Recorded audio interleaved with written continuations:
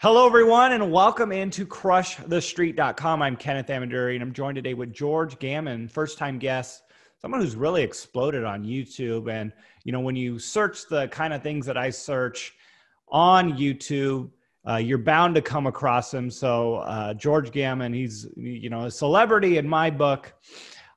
He's got this signature image on his videos, a disproportionate head on a small body. He makes his content super relatable, easy to understand, and he's unbridled. He really talks about the things that you wouldn't necessarily hear blatantly laid out by a mainstream financial news outlet. So I appreciate his honesty, his research. His website is georgegammon.com. You can find him on YouTube as well. George, thanks for coming on the show with me today. Well, thank you for having me, and thank you for that intro. Sir, let's talk about, getting to know you as a person. Obviously, I think a lot of people have probably seen your videos, but, for those who may not have, tell us a little bit of how you got into the markets, into finance, and what led you to what you do today. Sure. Well, I almost flunked out of high school, so I have no formal education in economics. I've never taken an economics class. I've never taken a finance class. I've never taken a business class, for that matter. And I was an entrepreneur for many, many years. I retired in 2012. And when I retired, I knew that I needed to learn this investing thing for myself. And I stumbled across Milton Friedman's Free to Choose series. And then that really got me excited about Thomas Sowell, and then kind of the Austrian side of things, or the Austrian investors, I would say, like Jim Rogers and Jim Grant, Peter Schiff, Rick Rule, Doug Casey.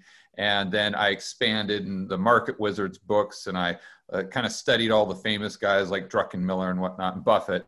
And then I started investing in real estate in 2012 because of a chart that I saw of the United States market going back to 1900, adjusted for size and inflation. We were about at our historic trend line, so I thought it'd be a good time to buy. And I juxtaposed that with the long-term long-term chart of the Japanese housing market from 1990 to 2005, when it went down by about 60%.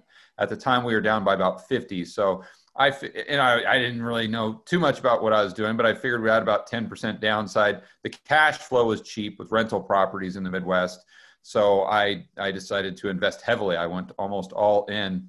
I kind of learned the real estate game. And when I did, I transitioned from investing mostly in the United States to overseas, because as an entrepreneur before I retired, I made a large portion of my actual profit in other countries. And so it's it wasn't a scary thing for me to go and try to invest in a place like Ecuador, Colombia, or something like that. It wasn't a big deal, where for most people, maybe it would have been. So I ended up in Colombia in 2015. I purchased some real estate in other areas of South America prior to that, but that's where I started to focus.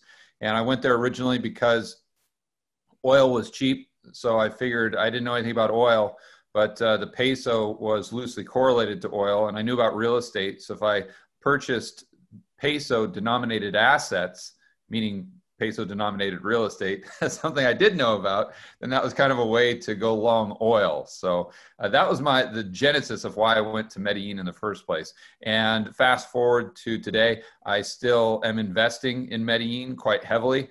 I've done several properties there. We've either bought them and remodeled them, flipped them, or put them into an investment portfolio for rentals. But the whole time, though, my passion was really macro. And I enjoy real estate, but whenever I would sit down at dinner with friends or family, sometimes I'm sure this would annoy them, but the conversation would always revert back to macro. That was my real passion. So in 2019, I started the YouTube channel because I had a TV show in Medellin, Colombia, where they were following us around, and with the properties we were remodeling, my team, my designer, and my architect, Angie and Joaquin. And so I had all these editors and camera people, and between season 1 and 2, I needed to put them to work doing something. So I let's just start a YouTube channel. And initially it was about real estate investing, but those videos weren't very popular. But when I started talking about macro, the stuff that I actually like talking about, those videos were tremendously popular. So it was just kind of it worked well, to say the least. And I've just been doing them ever since. Maybe it was about a year ago that we started the channel, a little longer. And the channel has 170,000 subscribers. It gets between 1 million and 1.5 million views per month. And now we've got the Rebel Capitalist show, and I'm interviewing all these people that I always enjoyed listening to and used as inspiration going all the way back to 2012. Yeah, it's a beautiful thing to watch, and congratulations on that success. And, I love hearing the stories of entrepreneurs and successful ones at that. George, was there a point in time, and you talked about it going back pretty early, coming across Milton Friedman and, Doug Casey and some of these other people, was there a point though where you were kind of more traditionally minded when it comes to economics, and then were exposed to these people? And, was there a change in that mindset that you went through? And maybe you can talk about that a little bit. No, this total clean slate, because and I think a lot of people don't really understand this. You can be really, really good at making money and have absolutely no clue how it all works. And it's like the difference between being a race car driver and like an engineer. And I was really, really good at making money, but I didn't know what the Fed was. I didn't know what a yield curve was. I mean, I barely knew what interest rates were. I didn't know any of that stuff. I just knew how to start and build businesses and solve problems, manage people, and do all those things that entrepreneurs do. So it was a completely new experience to me. I was a clean slate. Now, that said, when I stumbled across the Free to Choose series, it just was kind of the aha moment, because Milton Friedman was really articulating throughout that series what I had in my mind for many, many years, just through my own experiences of not only being an entrepreneur, but also being an employee. When I was in high school and growing up, and, all the zillions of jobs, but it really just made so much sense. And I kind of knew that subconsciously, but then to hear him kind of lay it out, it just was like the light bulb on. I'm like, that's it. That is it right there. That's how this all works. And so I guess that's kind of why I always leaned more to the Austrian side, because it's more kind of the free market, libertarian, private property, and more of a bottoms up approach instead of a tops down. And, but I don't know that even today I would consider myself, quote unquote Austrian. Obviously I'm not an economist. I'm just kind of a hobbyist at best, but I just try to use common sense. And I always say I don't really like the Keynesian school, or the Chicago school, or the Keynesian school of economics. It's just the school of common sense economics is what I want to be grounded in. And if something makes sense, it makes sense. If it doesn't, it doesn't. And I don't care if it's Keynesian or Austrian or somewhere in between.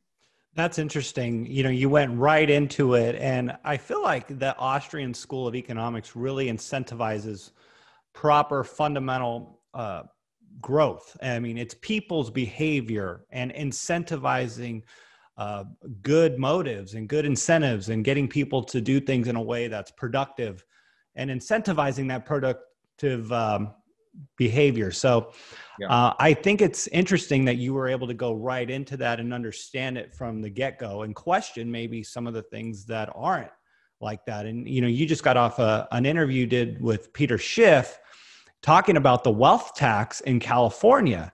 And again, that to me is so disincentivizing for people. But they've gotten to a point now where they're attempting to control, because it's so out of control, the state, the finances, that they now need to do everything they can to control the capital rather than fundamentally encourage it. So I don't know, any thoughts on that? I mean, maybe some reflection on that interview and just what we're seeing, with California, and as it is a banner for where things might go throughout the rest of the world, really. For sure. I think it's just kind of a leading indicator, if you will, for at least the United States, and to your point, potentially the rest of the world. Well, I don't know if I go the rest of the world, but at least the developed world for sure, and the quote unquote Western economies. So whenever I argue that a wealth tax or something like that is going to have negative consequences, and there's always a cost benefit analysis, and I think that's what people miss.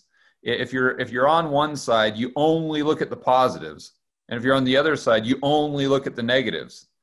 And I think, like, let's look at minimum wage as an example, or even that wealth tax. Sure, there would be positive things that would happen. The California government might get a little bit more revenue, let's say. So, okay, yeah, that's definitely. But what people do is they just get fixated on one thing or the other.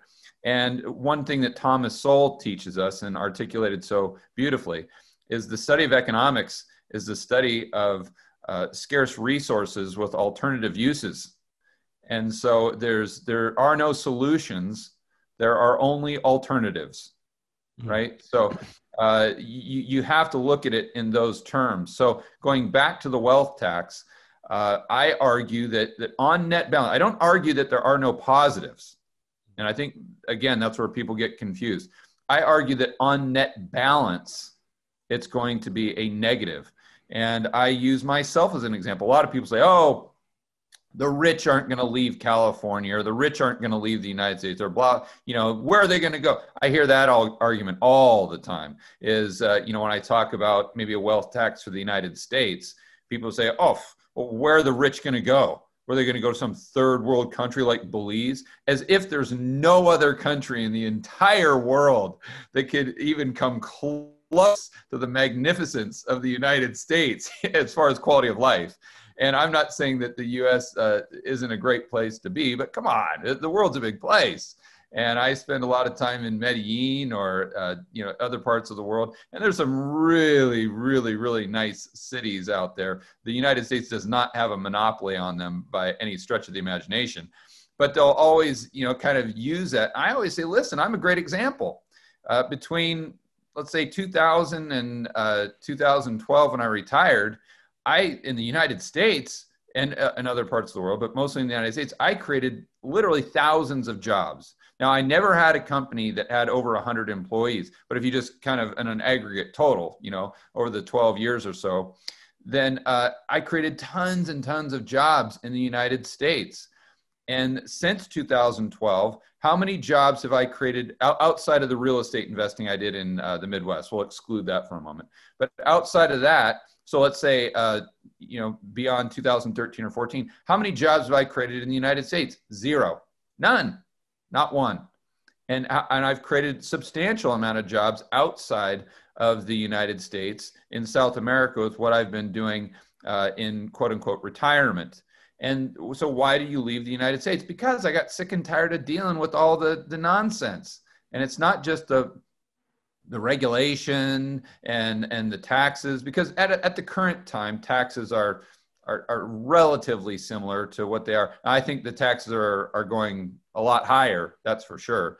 But as far as just the regulatory environment and the it's hard. I don't want to say the demonization of capitalists and producers and entrepreneurs, but it's just, it's a whole other long story. But when I was an entrepreneur, I had some issues. I got in some, let's say, some battles, for lack of a better word, with politicians, and I saw the underbelly of how the system really truly works. And I realized that this was not a system that I wanted to be a part of. And I wanted to unplug myself from that type of system, because it's just, the more success you have, the bigger target you have on your back.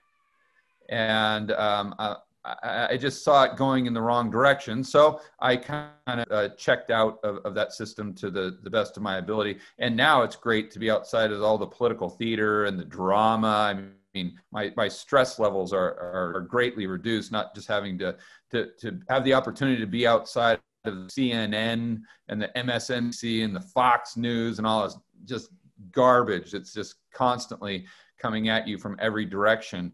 And even when I go back to the States now, I mean, I was just in Fort Lauderdale the other day for a week or so, just in a transfer from Medellin down to St. Bart's, where I am now. And it's just just the animosity between groups of people and how divisive everything is. It's not like that in other countries to the degree that it is now in the United States. So anyway, my point is that if the states and the government, the federal government, starts to do things that create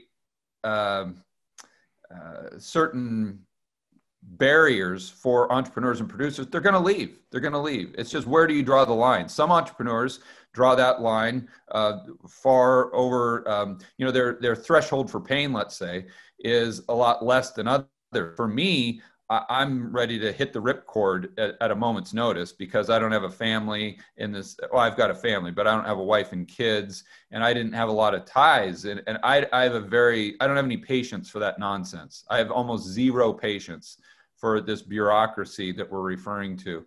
Where others, of course, they might have I've talked to a lot of people in the comments of my YouTube videos. They say, listen, I'm in California. I hate what's going on, but I've got all my family here. I've got this high-paying job.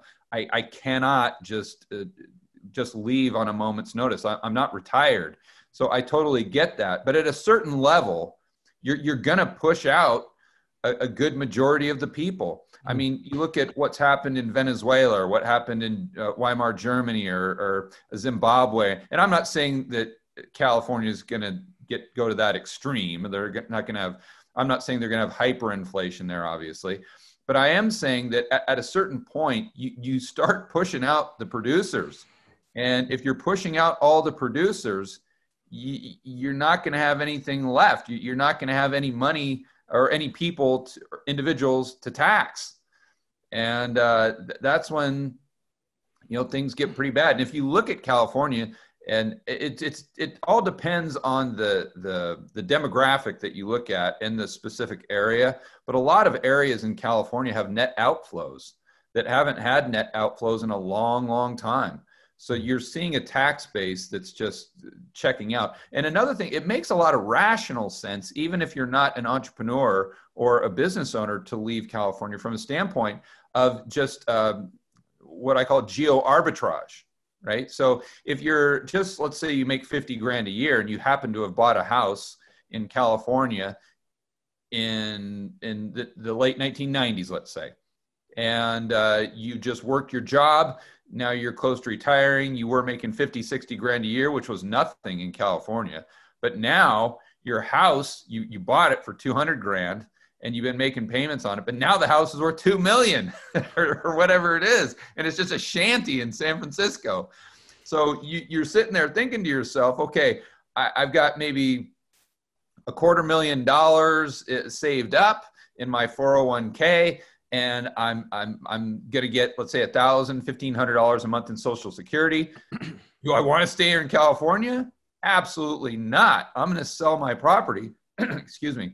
I'm going to sell my house right now. I'm going to take this $2 million and I'm going to go to South Carolina. I'm going to go to Florida. I'm going to go to just anywhere where the cost of living is a fraction of what it is in California. You're going to buy a little house there or a condo for 150 grand and you're rich, and you didn't have to work any additional hours. You didn't have to produce any more goods and services.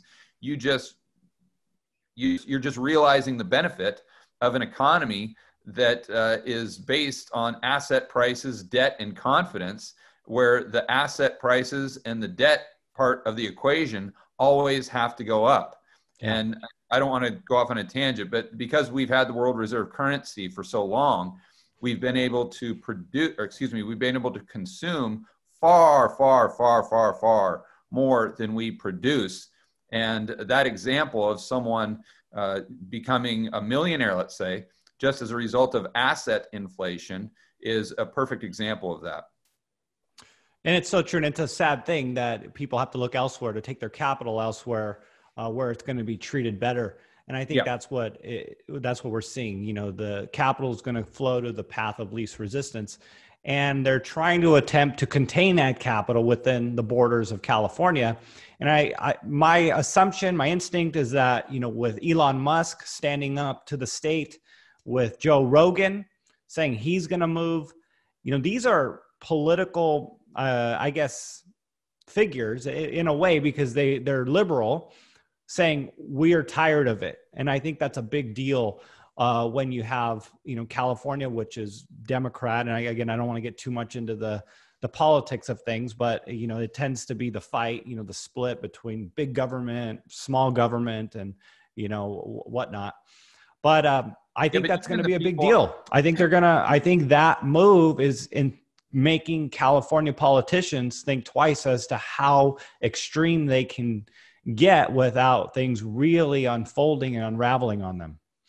Yeah, and even people on the left, I think there's a vocal minority on the left that is just really kind of right. They're just kind of crazies. They're trying to argue that there's all these different, biological sex. That there's 5 or I don't know how many sexes there are now. I don't keep track of it all, but you say that there's just a man and woman or 2 biological sexes, and all of a sudden you're fired from your job and they're calling you a Nazi and everything. I don't think fortunately, I don't think that's a large majority of the people on the left. At least not the people on the left that I know. I think they're pretty reasonable. And, it's funny. I went to Puerto Rico in 2013 to take advantage of Act 2022. And this is something I was talking to Schiff about the other day. And the majority of the people that I saw there back then were from California. And they're sick and tired of it. And it's not like they were just far right Republicans. And now it's not like they're big Trump supporters or anything. So they're going to Puerto Rico. No, most of them are on the left, but they're just like, listen, I'm sick and tired of this nonsense. And even here in St. Bart's, I've gone to quite a few social gatherings, let's call them.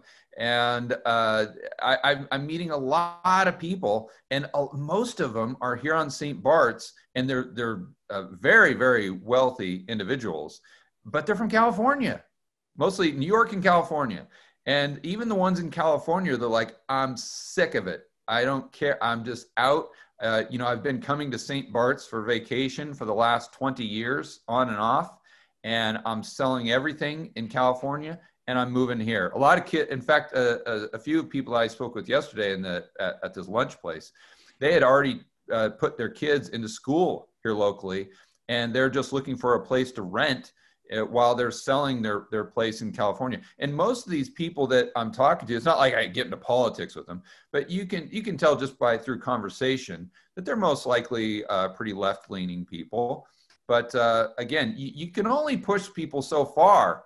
And you see most of the people that aren't complaining about this, or that I see in my Twitter feed or in the comments of my YouTube video, that are defending what they're doing in California, or trying to pretend as though California is still this bastion of economic growth, and it's going to be that way just indefinitely, just because they have great beaches or something.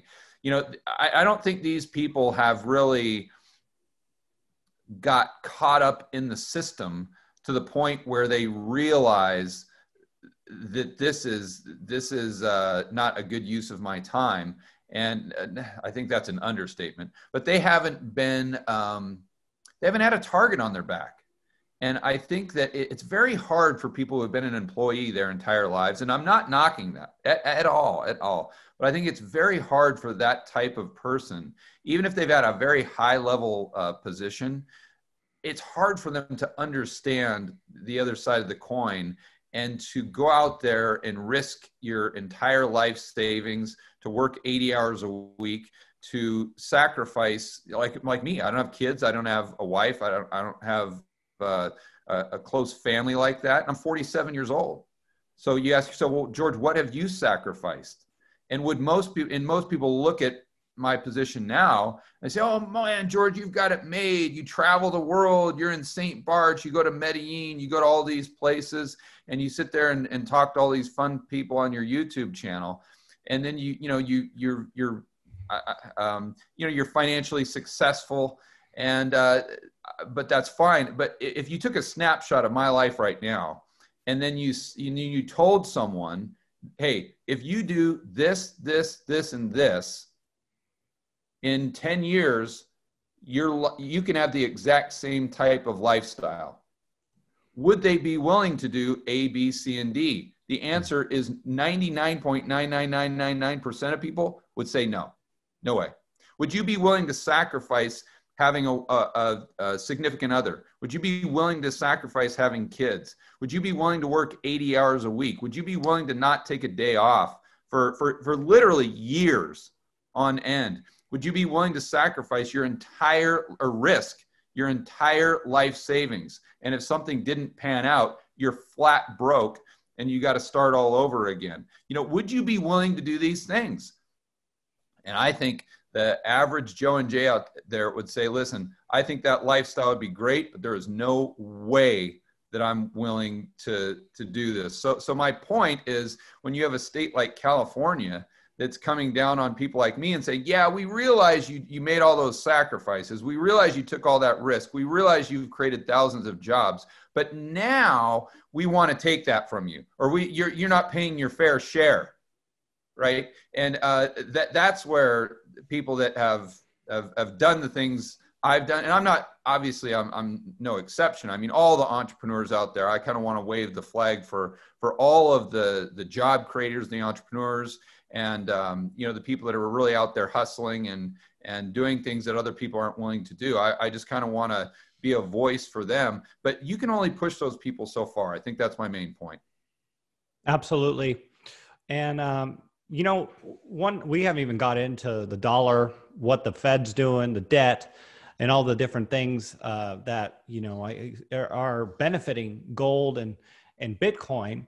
But I'd like to touch on that. And I think it's interesting because we're in a situation where the Fed and the government are seemingly against fundamentally sound confinements, things that, you know, we would have to really scratch our heads as to, hey, can they take this to the next level? Can they contain the situation beyond where it is now? But we've seen them do this time and time again. You know, go back to 1933, you know, where they confiscated gold. They did the unthinkable at the time. And then, you know, Nixon severed the gold from the dollar, you know, did another unthinkable thing.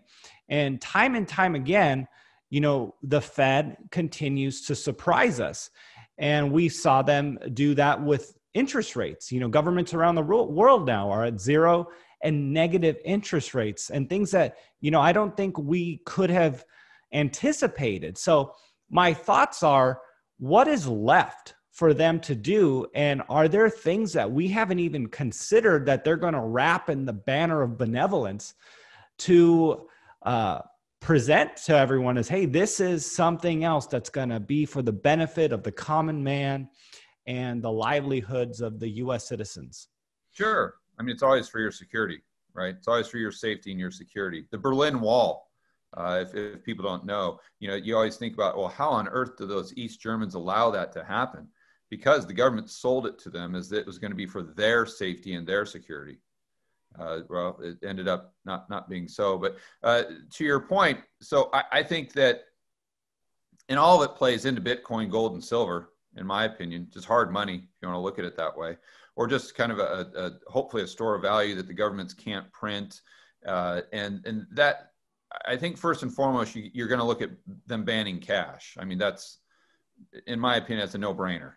And it just gives them too much power to resist. So I think they ban cash. I think that they come out with a form of, I don't know if they'll call it stimulus, who knows, but basically it'll be UBI, it'll be helicopter money, it'll be QE for the people.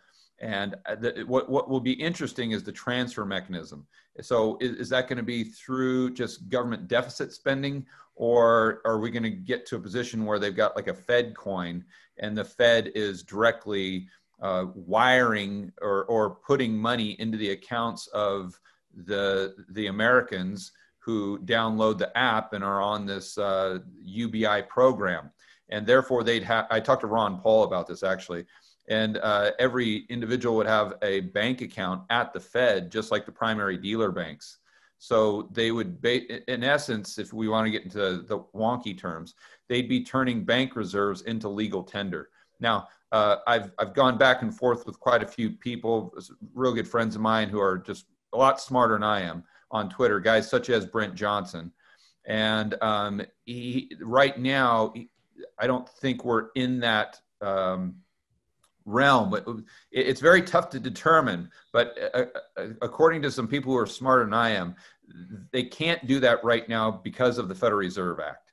But I think to your earlier point, at the end of the day, if the government or the Fed wants to do something, I don't care what the law says, they're just going to ignore it, or they're going to find out, they're just going to make up some way around it that is completely contrary to the spirit of the law. But they're just, it's just like the Constitution. I mean, give me a break. You think that right now we're governing our nation based on the spirit of the Constitution, the way it was written up, way back then? Of course not even close. And I think the Federal Reserve Act is the same way. But my point is that if the Fed starts injecting money directly into the economy through these UBI, it will most likely go to people who will be spending it, and that will increase velocity. So you have the supply of currency units, let's call them, that are circulating within the economy are going to be circulating, or could be circulating, at a faster rate, which would increase the cost of goods and services. Now, it wouldn't necessarily decrease the value of the dollar in relationship to other currencies. So a lot of people make the mistake of combining those two things. They look at the DXY and they just assume that if the dollar is getting strong, meaning it's going up to 100, 105 or something like that, that we can't experience consumer price inflation in the United States. But that's not true. Those things can go all over the place, and they aren't even necessarily correlated unless you go out to extremes. So my point is, you can see the dollar appreciate in value against a basket of currencies, mostly the euro, while at the same time your grocery bill is doubling every single 2 months or something like that. So I think if the Fed starts spending money and getting it directly, and we have more of this stimulus, then you could see a stagflationary type of environment, very similar to what we had in the 1970s, where unemployment is extremely structurally high because of, number one, I think because the economy was very unsound as far as the fundamentals prior to the COVID virus. And now the COVID virus is just kind of the straw that broke the camel's back. So to get back down to a level of employment that wouldn't be considered extremely high is going to take a long, long time. And that's if it can come back, because going back to our earlier point, in order to get those jobs back, you have to have animal spirits, right? Going over to what Keynes said, you've got to have the entrepreneurs out there creating jobs. You've got to have people building, taking on more risks, starting more businesses. And how many people are going to be doing that if the regulatory environment is increasingly restrictive moving forward? Or California's coming out with a wealth tax. Who wants to start a business when you've got this potential, all these additional taxes and regulations? Maybe there are going to be some people that want to start that business, but the bottom line is there are going to be fewer people on net balance. And those are the job creators. That's the engine of job growth. So how do you get that unemployment rate down? Most likely you're not going to be able to for a long, long time. And unless the government comes out with a jobs program. I mean, if Stephanie Kelton has her way, or Mosler, maybe the federal government, we're at 10, 15% unemployment. And they say, okay, for everyone who doesn't have a job, boom, now you've got one. Here's a shovel, go dig a ditch, and the other guy's going to fill it up right behind you, and we'll just keep this going. They're not going to, I don't want to sound disparaging towards Mosler and Kelton because they're two smart people. And obviously that's not what they suggest. They would suggest creating jobs that the government manages, where they would produce goods and services, therefore it wouldn't be inflationary. My contention with that is I don't think the government has the capability of producing those types of jobs. But I think that my main point here is that's kind of where I see things heading. And if that's where we are heading, and there's no certainties, only probabilities, but if that's the case, then you're definitely going to want to hold some hard assets, Bitcoin, gold, silver. Right now, I also like commodities as well. George, I wonder, when you go back to something like 1933, when the federal government confiscated gold, if what that felt like for people. Obviously, I know you weren't around for that, but were they feeling patriotic, or were they going, hey, this is a real problem. This is encroachment on our freedoms. And, I want to just kind of reflect on that, because that's what we're seeing time and time again. And I'll go back to Henry Ford's comment. It is well enough that people, the nation, do not understand our banking and monetary system, for if they did, I believe there would be a revolution before tomorrow morning. And I think it's interesting because people just don't understand the nuance of what is going on. And so they swallow these pills and don't question things. So maybe just some closing thoughts on where we are, where things are headed, and what to do about it as this stealth tax continues to encroach on us as people. Yeah, and that stealth tax being inflation. There's a lot of nuance in there too that I can promise you most people don't even think about it, even if they think they understand how inflation is a quote unquote stealth tax. Because I mean, I don't want to get into the tax brackets and how they measure inflation to increase the tax brackets, but I can promise you those tax brackets aren't increasing at the same rate of inflation. Milton Friedman, right? Well, yeah. Yeah, I think it gets even, there's further to go down the rabbit hole than even what Friedman was talking about in the 1970s. But going back to 33, when they confiscated gold, I don't know if there was as much pushback as there would be today. I would assume there'd be a lot of pushback though. And the reason, I haven't looked at, like newspaper articles going back and forth.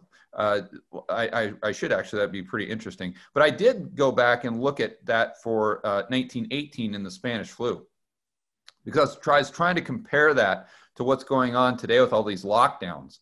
And because from a libertarian standpoint, I don't like the government to tell me that I can't go out of my house, or I want to, and I'm not saying that the COVID is bad or good, or I'm not saying that it's not a worse than the flu. I'm not saying that at all. But what I am saying is I think people should be allowed to make their own decisions. So I mean, now you have a lot of states where these regulations and these laws are just, they're unbelievable. Like you would have never thought that could have happened in the United States. And that's what I thought. But I went back to 1918 just to get some perspective. And sure enough, they had very draconian laws back then. Now, I don't know if they went to the extent that we're going today, but as an example, in New York City, they banned spitting. So if you're walking down the street, you got caught like just spitting or something, which ironically enough, I think is still illegal in Singapore, but they'd give you a ticket. And I just talked to Schiff, and I don't know whether that was on the part we recorded or not, but because we talked a little bit when we weren't recording, and he was saying that now in Puerto Rico, if you're not wearing a mask outside, and I mean, mind you, you could be 100 yards from the nearest person. I mean, with absolutely zero chance of passing COVID on to anybody. And if you're not wearing a mask, they fine you like $100. So is that consistent with what we saw on aggregate total back in 1918? I don't know. But I know that there was pushback then for sure, that these laws are crazy. This is nonsense. This is you heard the same arguments back then that you heard here now. I don't know if it's worse now or better. That I can't decide. And same thing with when they confiscated gold. I know there was pushback, or I would assume there was pushback based on what I read in 1918. But if it was greater or less than it would be today, I don't know. But I don't really want to find out, quite frankly, because regardless of how society saw it, I know how I would see it, and I would see that as not only an encroachment on my personal liberty, but my private property and everything that I value, and I think we should value as a free market capitalist democracy. So I would want no part of that whatsoever. And I would, if the United States came down with a law like that, I would spend even less time there than I am now. At a certain point, you've got to ask yourself, is it worth maintaining your citizenship? And that's an answer that's a question that I think everyone has to ask themselves. And everyone will have their own decision or their own decision-making process.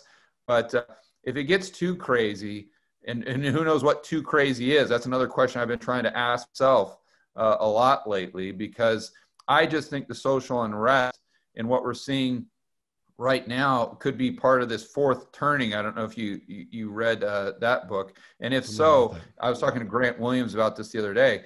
You know, what we've seen in 2020 in the United States, it's only going to get worse, and I think it'll last for at least the next few years.